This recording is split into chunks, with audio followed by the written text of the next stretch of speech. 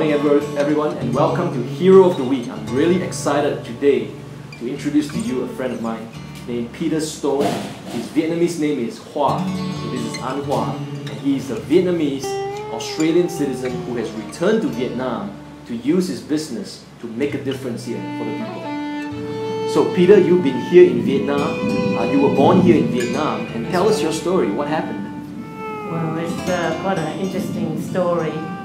I was born in Vietnam during the wartime, and I was orphaned at the age of 2, probably because of my disability. I have polio, so I can't really walk around that well, use my legs.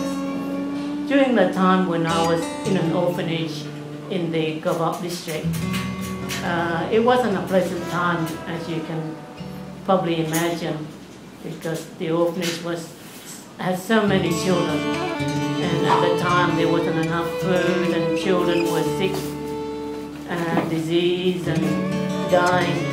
So I always wish I had a way to get out of that situation, a better life for myself. And fortunately, at that time, in 1975, many orphan children who have no mother and fathers, were taken to overseas, to America, to Australia, Canada, and other countries like that.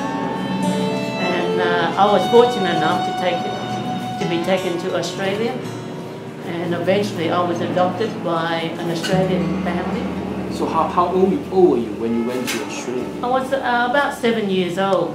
Okay. So still young, but still old enough to remember the time what happened. So when I was adopted in Australia, it's probably the best time of my life, the dream.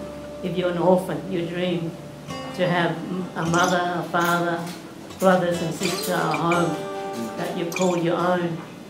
But I guess in Australia, I still have lots of struggles deep within me.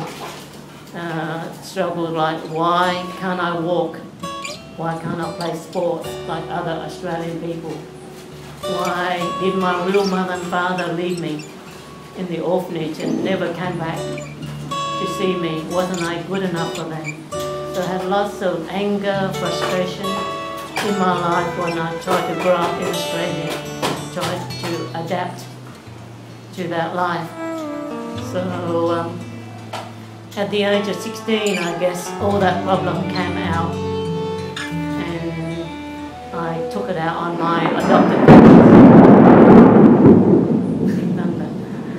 Oh, there's thunder lightning here.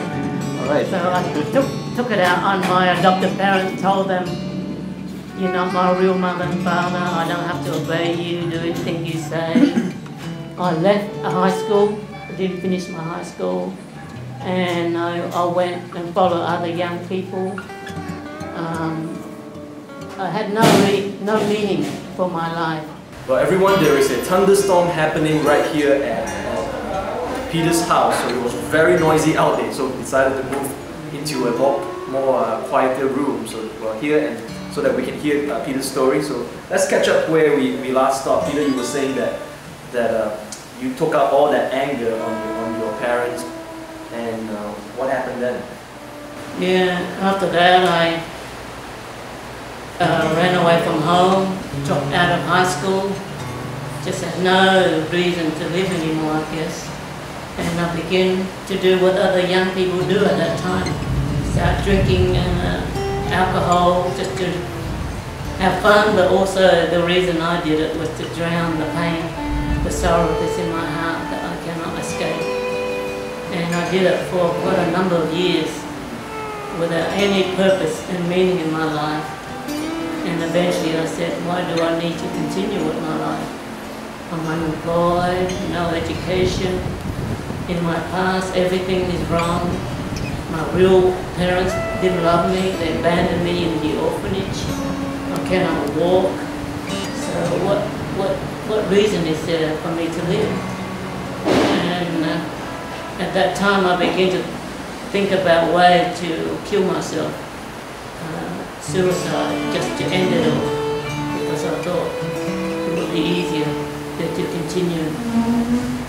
But at that time, I guess I was very desperate, and sometimes, I'm not sure, some people like yourself out there get so desperate you cry out for help, and that's what I did. I just cry out, if there's a God out there or someone, please help me, because if you don't, I'm going to end it all. But if you help me, then I will give you my life. That's all, because my life, I think, is worthless. So I'm very surprised after that time that when I talked to God, that my heart began to change. I wasn't depressed anymore. I began to think about my life, and He helped me. So I said, what can I do for you? I don't want to kill myself anymore. I want to live. I want to do something to help other people who have pain and trouble like I do. I don't want to think about my pain and trouble anymore. Think about myself.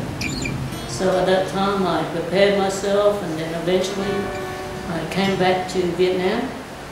It wasn't easy for me when I came back, because as a young child in the orphanage, my memory wasn't that pleasant of the orphanage. And how would I cope to go back to a country for so many years? I don't know nothing about them. I don't know how to speak Vietnamese. I can't walk very well. I'm not sure I can cope. So I went back and I tried to find the orphanage where I came from, to find my new parents, but very unsuccessful. So I began to learn Vietnamese and began to visit lots of orphanages, see how I can help do something with my life. And so to give back to the country that I grew up. So at that time I helped a lot of places, but I had a desire in my heart to do something bigger, and that is to start a business. It's a very unique business. We do business to make a profit, but most of the profit we make, we want to invest back into the community and helping orphan and disabled children. And that business model really is a socialpreneur model, where you do your business as you're helping the community. Not do your business first, earn a lot of money, and if there's anything left, give it to the community. That's the old model. But the new model that I find a lot of young people, especially a lot of young businessmen getting on, is because they found that just doing business for money is running out of meaning. And many young people I find, many that I talk to, they find that socialpreneurship is getting more and more attractive. There's meaning in it because I'm making a difference while I'm doing my business. Do you think this is something that is it possible to succeed in entrepreneurship? I mean, in socialpreneurship, is this model possible to succeed? I believe it is possible. So that's why I'm heading in this direction. I mean, other businesses, it's very much a cutthroat, what we call in English, dog eat dog world. That means you try to be the best and you put the other business down, so you are the best, succeed. But I believe you don't have to do that in business to be successful. You can be successful, quite successful. I'm hoping that I will show it to the Vietnamese community, but at the same time by helping the community back. So that is a very unique way that I'm hoping other people will follow. Because to have your cake and eat it too is the English saying. That means you can be successful, but you can also put back into the country that you've been successful in. What are some of the examples of some of the activities that you're doing right now with your business? Yeah, at the moment we still in the setting up stage in the district of Chức.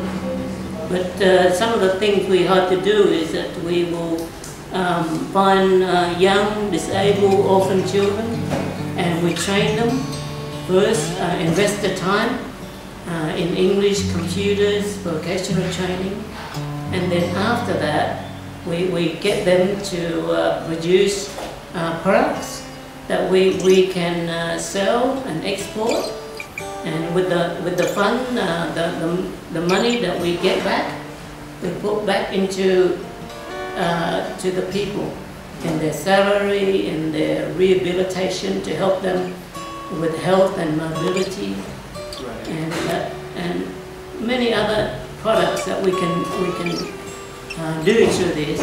And we believe that when we do this, people, they want to see what kind of products we have, because we are doing it to help their children, not only to help ourselves. Wow.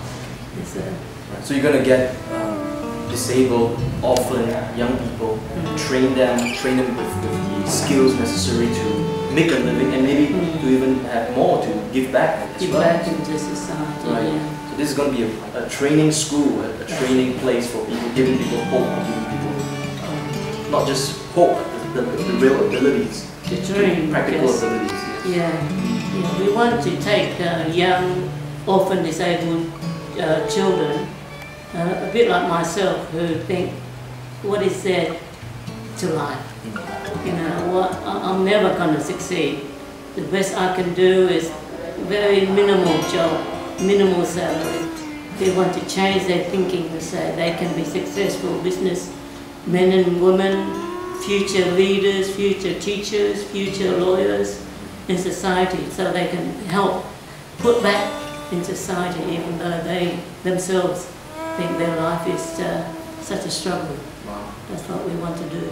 That is an awesome story, and thank you so much for sharing that with us, Peter, and for being an example to us. Right? For those of you watching the show, right, and if you have ever thought of making a difference, right, you can do it now. If Peter can do it, so can you. Right?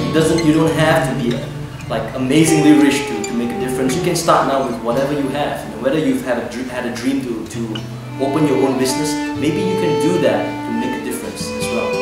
Right? Now, for more information about Peter, if you want to learn more, maybe you're looking for direction for your career, for your life, right, I encourage you can go to Peter's website at www.companyofgrace.com, and you can get in contact with him, maybe even volunteer at some of his activities, and just to have a better idea, better view on what he's doing, so that you can learn more how to become a socialpreneur if you feel that's the direction you want to take. So thank you so much for tuning in to the Hero of Week this week at Breakfast of Champions.